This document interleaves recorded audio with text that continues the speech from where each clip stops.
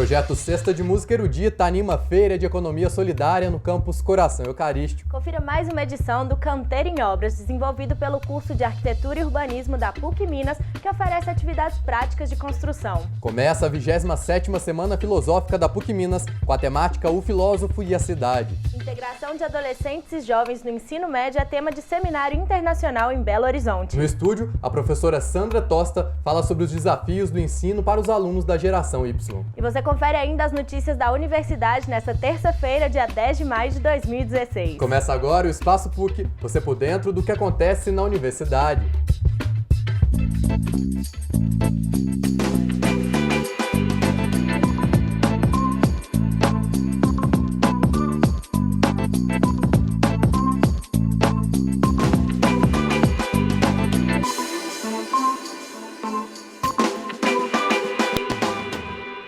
Olá! Na semana passada nós acompanhamos toda a movimentação da Feira de Economia Solidária, que aconteceu no campus Coração Eucarístico até o último sábado. Pois é, Sérgio, quem ajudou a animar o evento foi o projeto Cesta de Música Erudita, que levou um estilo de música muito brasileiro, chorinho. Pois é, Mari, e quem passou pela feira na sexta pôde conferir o grupo de choro experimental do maestro Eliseu Barros. Veja só.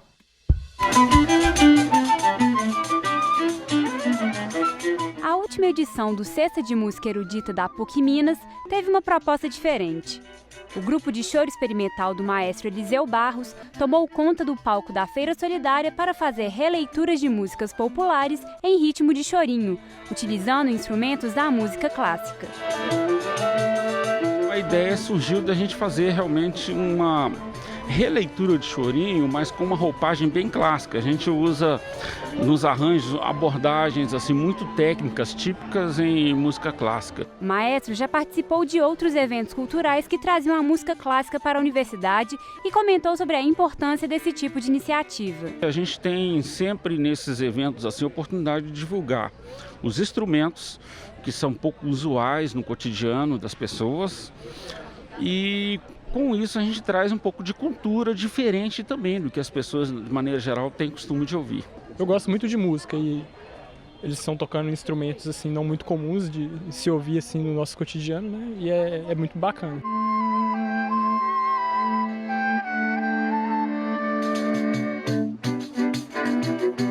Eu amo chorinho, adoro chorinho, curto chorinho pra caramba. Valdir Azevedo, entendeu? E outros mais, adoro. Jamais imaginei que vocês iam trazer aqui os meninos aí de chorinho. Tá muito legal. A apresentação também encantou quem estava trabalhando na Feira de Economia Solidária. Se a vida é 100%, a música é 99,9%. Sem música não tem jeito de viver, não?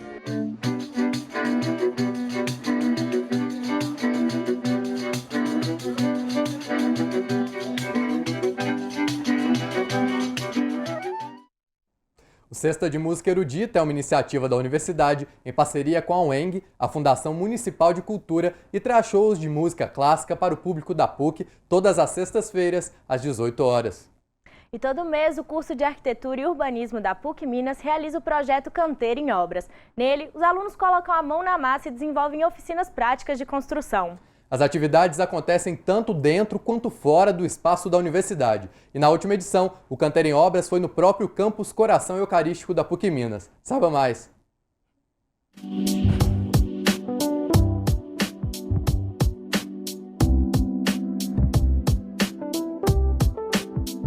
Na 29ª edição do Canteiro em Obras, diversas oficinas foram oferecidas para os alunos aproximarem a teoria ensinada em sala de aula da prática. O Canteiro em Obras ele é um momento importante para a gente poder discutir com os alunos a prática da construção.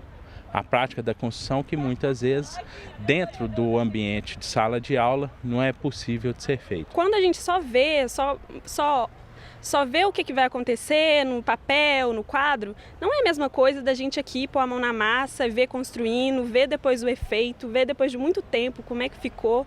Eu acho que é essencial. Principalmente para testar, a teoria que é vista em sala de aula e também para sentir a dificuldade, porque eu acho que é super importante quem trabalha com projeto ter a experiência de colocar a mão na massa, né, também para sentir a dificuldade que tem em campo para poder ou aprimorar as técnicas que são projetadas e vice-versa também. As atividades não se limitam ao curso de Arquitetura e Urbanismo e nem a alunos da PUC. Eu sou professor da Engenharia Civil, né, aí para a gente começar a falar da importância, eu sou arquiteto, sou formado aqui na Escola de Arquitetura da PUC, trabalho lá na Engenharia Civil e, assim, pela minha própria experiência, eu acho que é super importante esse intercâmbio, né, entre as duas áreas que, no final das contas, lidam com o mesmo tipo de produto, né, com o mesmo tipo de trabalho e é isso, para poder um entender a dificuldade do outro e saber que no final das contas a gente trabalha com o mesmo objeto, né? São duas áreas que trabalham juntas e a gente não pode ter visões separadas. As duas têm o objetivo final o mesmo, que é promover habitações e infraestruturas de qualidade, respeitando questões de meio ambiente e tudo mais. Então, eu acho que a gente não pode ser grupos que um entrega uma parte do projeto e outro entrega outra e não tem uma integração entre esses dois. Os alunos puderam acompanhar oficinas de construções de baixo custo, como execução de paredes de pau a pique, muros de contenção de terra ensacada hip-rap e fabricação de tijolos de adobe. A importância é a gente retomar algumas técnicas, tá? Algumas técnicas que já foram as técnicas muito aplicadas nas construções no Brasil e que caíram um pouco em desuso, especialmente com o advento do concreto, tá?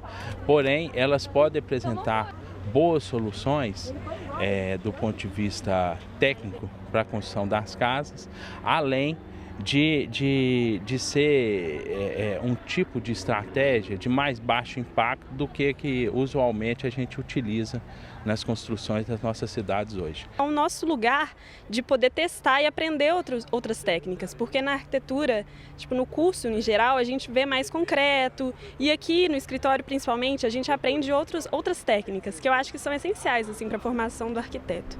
Moradores das ocupações urbanas de Belo Horizonte também participaram do Canteiro em Obras. A nossa intenção é que eles possam trabalhar junto com os alunos, mostrando inclusive técnicas que muitas vezes eles sabem mais do que nós, porque boa parte dos moradores das ocupações urbanas, dessas comunidades, eles são profissionais, tá, da construção civil. Lá eles constroem com as próprias mãos e eles ensinam muitas coisas pra gente aqui. Eles mostram pra gente as técnicas que eles usam e ajuda a implementar mais assim o nosso conhecimento mesmo. Senão a gente fica muito com uma visão de que as construções são feitas só para um público pessoas mais elevadas, que têm umas condições menores, mas não, a gente tem que pensar na sociedade como um todo. Então, essa integração proporciona que a gente entenda eles e quais são as necessidades deles. Os alunos, eles estão fazendo assim, o que pode, o possível para a gente, para ajudar a gente. Então, agora a gente é que está precisando acreditar mais na gente, né? E seguir em frente. Porque para nós o trabalho dos alunos nas ocupações é de uma importância que não tem nota, não tem tamanho. Eu só tenho mesmo a agradecer, né?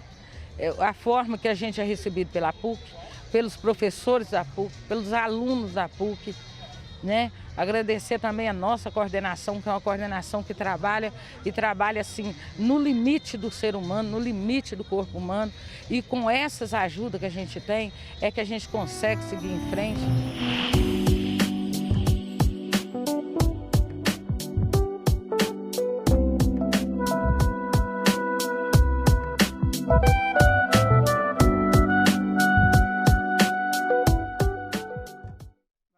Começou ontem e segue até amanhã mais uma edição da Semana Filosófica da PUC Minas no campus Coração Eucarístico. O evento é aberto ao público e conta com debates, mesas redondas e palestras sobre temas relevantes e atuais. Matheus Teixeira traz mais detalhes.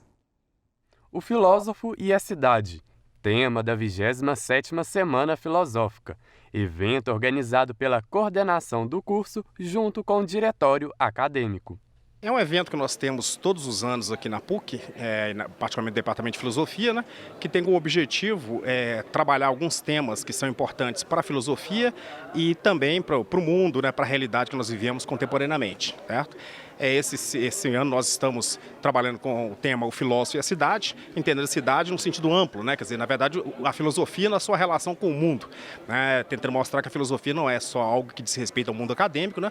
Mas ela também tem intervenções variadas. O DEA é o principal articulador, né? Ele, junto ao Departamento de Filosofia, ele vai trazer as propostas e também ele fica a cargo de, junto aos alunos do curso, colher propostas, sintetizar essas propostas, levar para a secretaria e dialogar a favor do aluno. Na abertura, a apresentação do Quarteto Libertas e uma palestra sobre a filosofia da ação. Eu vou tentar mostrar que as coisas não precisam ser assim. É possível ser flexível na ação intencional por meio de um automonitoramento, ou seja, um monitoramento das próprias capacidades, e isso é suficiente para a concepção da ação intencional. O evento contou com a participação de alunos. Eles querem entender como o tema relaciona com o atual cenário político brasileiro. É um tema relevante diante da situação política que nós vivemos, né? Debater as cidades, debater a importância e o papel da filosofia nas cidades, né? Um tema que foi oriundo, né, da vontade dos estudantes, não é mesmo? Os estudantes elencaram esse tema em função dos graves problemas societais que nós vivemos na contemporaneidade, né? Eu acho que ele veio muito a suprir, né, uma necessidade, fazer o debate, né, o que é a cidade, do direito à cidade. Acho que isso é muito importante na atualidade. Eu espero que possa me ajudar mais na abertura ao pensar, né, a realidade que está acontecendo no mundo de hoje, né? Então, assim, para essa semana, as palestras, espero que possa contribuir para a minha vida, né? E assim me ajudar também nesse pensamento filosófico. Bom, Mari, você já ouviu falar em geração Y ou geração Z? Então, Sérgio, acho que essa expressão está ligada aos jovens, né, que nasceram depois de 1995 e mantêm hoje uma relação muito forte com a internet e as inovações digitais. É mais ou menos essa linha de pensamento mesmo, Mari. E no próximo bloco nós vamos conversar sobre a inclusão desses jovens e adolescentes no ensino médio. Quem vem ao estúdio é a professora Sandra Tosta para um bate-papo bem legal sobre a necessidade de atualização do ensino nas escolas. Mas antes do intervalo, uma nova história no hashtag na PUC Minas. Não saia daí!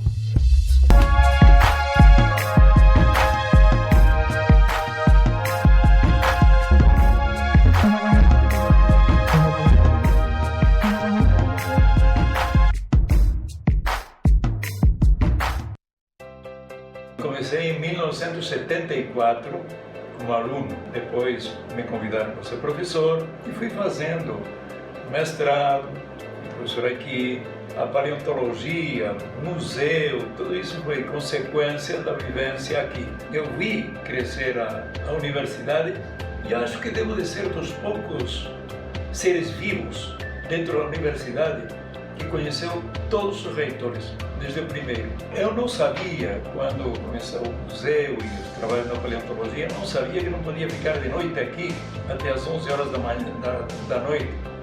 Mas eu sempre ia ficando, ia conhecendo todos os guardas, não é? Aqui da universidade. E o domingo eu precisei entrar, e claro, quando eu estava para entrar pela porta principal, chegou o reitor. E claro, os guardas não o conheciam. E o reitor diz, olha, eu preciso ir na minha sala. Diz, o senhor não pode entrar, não. Mas aí eu caí na conta, pisquei, olhei para ele e disse, olha, ele está ajudando aqui, então, assim é com o senhor pode entrar.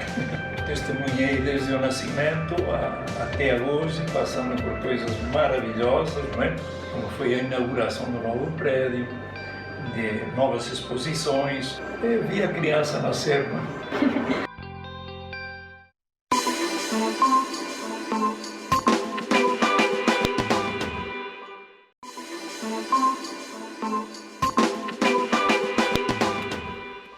Espaço PUC está de volta e agora você confere como foi o Seminário Internacional sobre Inclusão de Adolescentes e Jovens no Ensino Médio, que aconteceu no fim do mês passado em Belo Horizonte. O evento é uma parceria do Ministério da Educação, o Fundo das Nações Unidas para a Infância, a Unicef, a Fundação Itaú Social e o Centro de Estudos e Pesquisas em Educação, Cultura e Ação Comunitária. Confira mais detalhes na reportagem de Aline Scarponi. Uma pequena viagem no tempo e já dá para notar diferenças. É só dar um pulinho ali na década de 60, 70, para ver que de lá para cá muita coisa mudou dentro das escolas.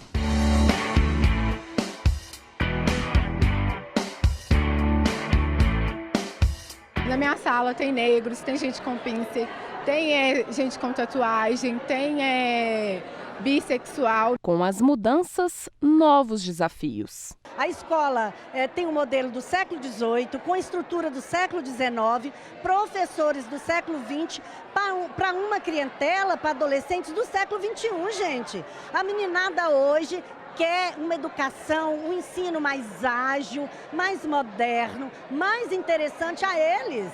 Não basta a professora, a diretora, o sistema educacional impor um modelo que não funciona mais. Entre 2004 e 2014, o percentual de adolescentes de 15 a 17 anos matriculados no ensino médio aumentou de 47% para 59%, de acordo com os dados da Pesquisa Nacional por Amostra de Domicílios.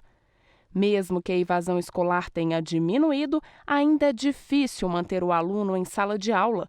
Quase 2 milhões de adolescentes ainda estão fora das escolas no Brasil. Em Minas Gerais, a evasão escolar ainda é um dos principais problemas enfrentados pelo sistema de ensino. A constatação de que nós tínhamos nos 4 anos anteriores tido um decréscimo na matrícula de estudantes do ensino médio, 200 mil alunos a menos no ensino médio, e um percentual de quase 15% de jovens de 15 a 17 anos fora da escola, além daqueles que matriculados ainda estavam no ensino fundamental. Nós quase perdemos aí entre 40% dos que entram no ensino fundamental, nós perdemos 30% que não chegam a completar, e no ensino médio 40%. Então são números assustadores para qualquer gestor, qualquer educador. Este seminário, promovido pela Secretaria de Estado de Educação de Minas Gerais, em parceria com o Ministério da Educação e várias outras entidades, busca obter, na troca de experiências, meios de revitalizar o sistema de ensino.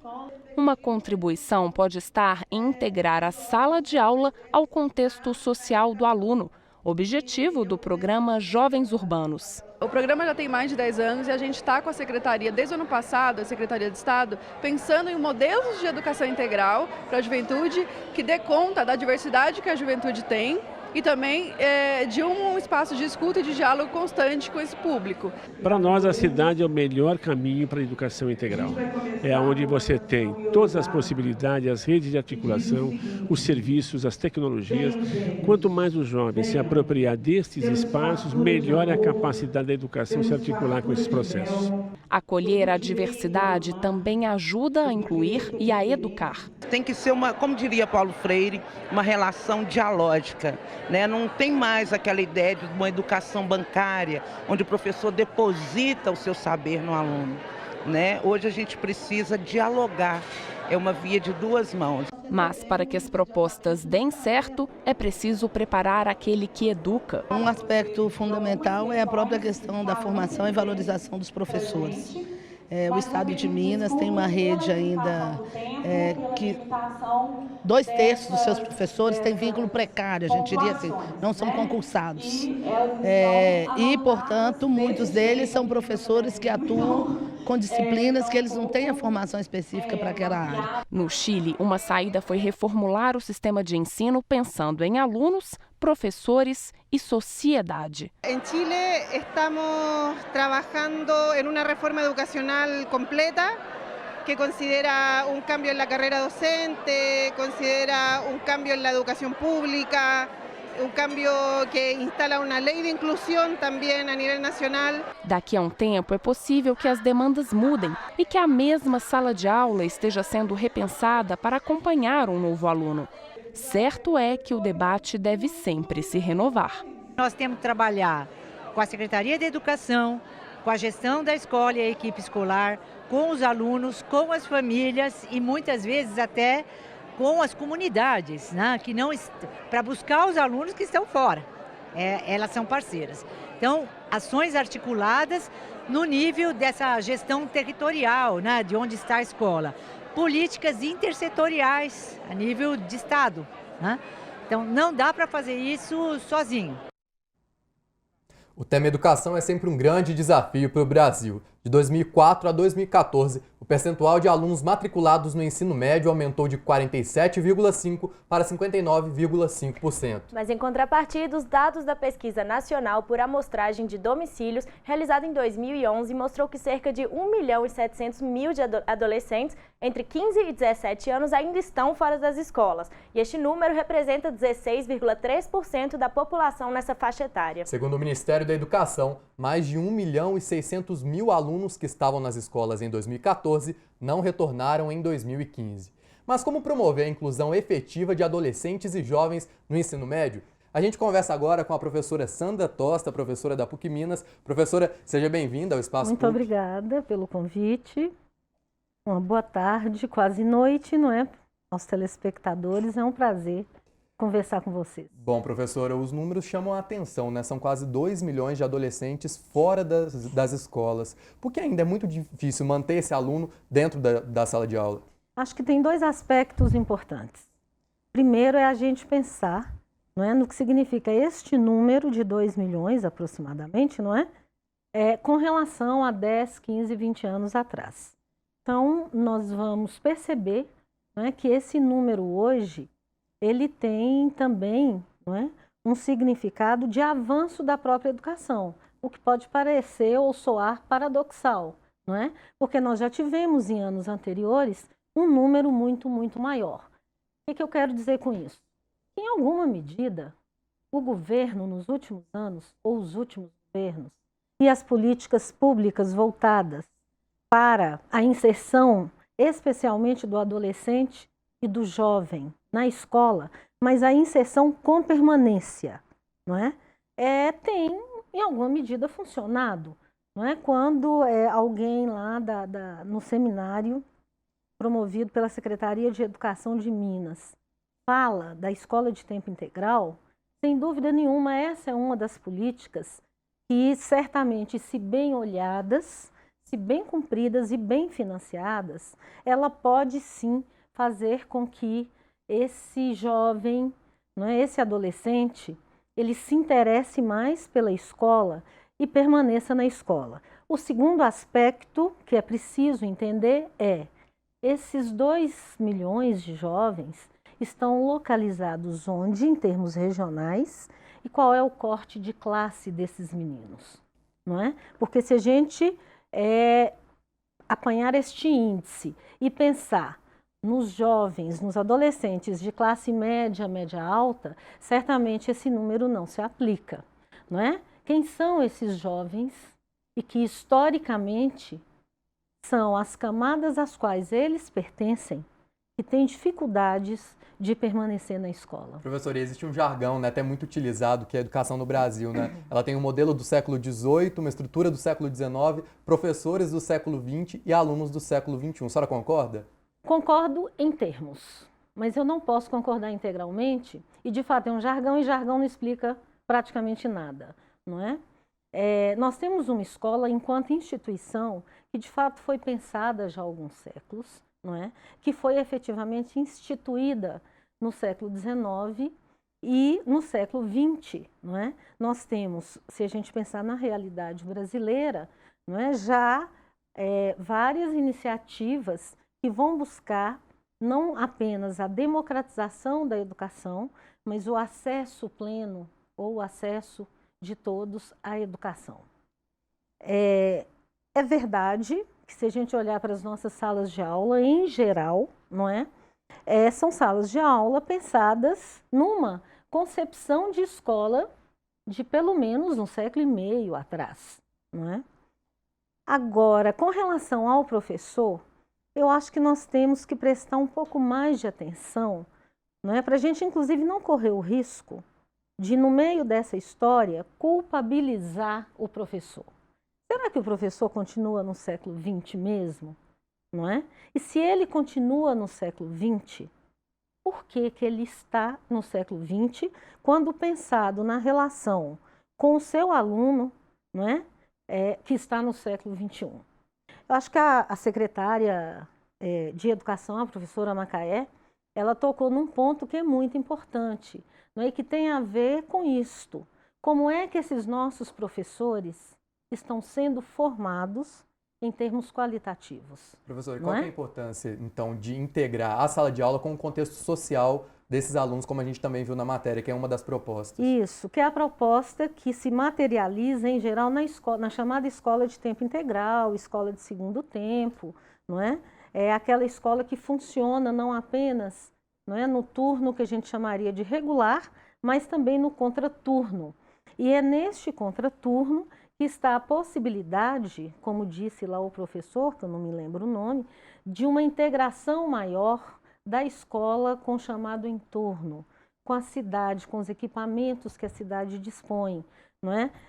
E aí, por meio de atividades que efetivamente possam envolver esses adolescentes e jovens.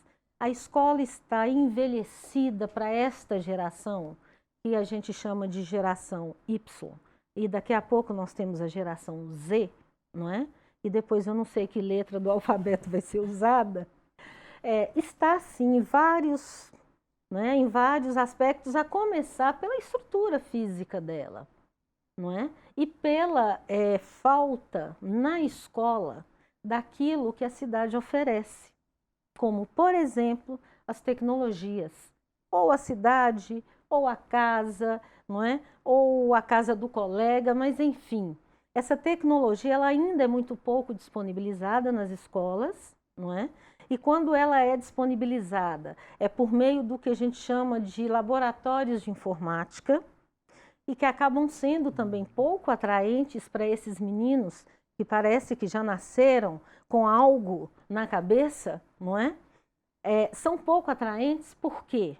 Porque muitas vezes o acesso à internet é muito restrito, muito lento. Imaginem vocês, não é? Esses meninos, com a velocidade com que eles fazem as coisas, com que eles mudam, com as 500 janelas que eles abrem ao mesmo tempo aqui agora, não é? E aprendem a lidar aí com essas várias coisas, acessando num laboratório uma máquina que vamos dizer, quase já extemporânea.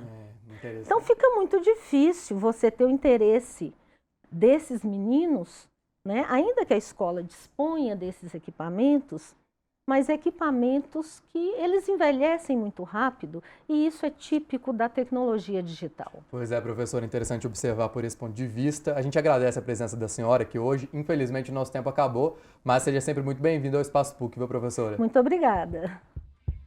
O Espaço PUC fica por aqui. Tem alguma sugestão ou comentário? Envie para o nosso e-mail espaçopuc@pucminas.br. Amanhã a gente volta às 4h30 da tarde pela PUC TV e TV Horizonte. Obrigada pela companhia e até lá!